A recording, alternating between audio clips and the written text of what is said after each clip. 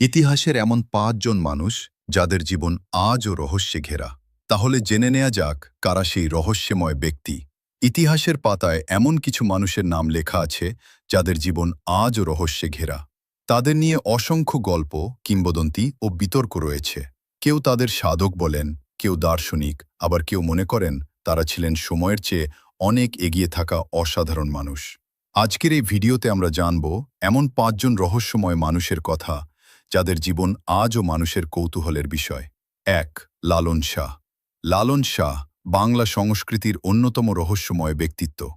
তার জন্ম কোথায়, তিনি কোন ধর্মের ছিলেন, এমনকি তার প্রকৃত পরিচয় নিয়েও ইতিহাসবিদদের মধ্যে একমত হওয়া যায়নি। তার গানে মানুষে মানুষে ভেদাভেদ ভুলে মানবতার কথা বলা হয়েছে।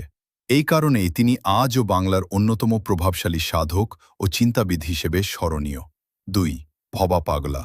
ভবা পাগলা ছিলেন এক আধ্যাত্মিক সাধক ও গীতিকার। অনেক অনুসারী বিশ্বাস করতেন তিনি মানুষের মনের কথা বুঝতে পারতেন।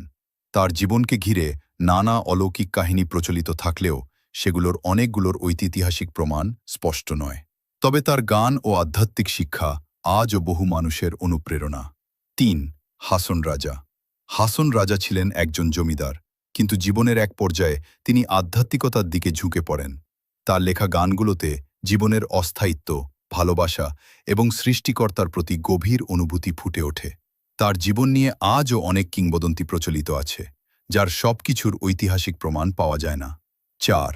শাহ আব্দুল করিম। শাহ আব্দুল করিম ছিলেন বাংলার একজন প্রখ্যাত লোকসঙ্গীত শিল্পী ও গীতিকার। তিনি তার গানের মাধ্যমে সমাজের অসাম্য, মানবতা এবং মানুষের অধিকার নিয়ে কথা বলেছেন। তার জীবন ছিল সংগ্রামময়, কিন্তু তার গান আজও কোটি মানুষের হৃদয়ে বেঁচে আছে।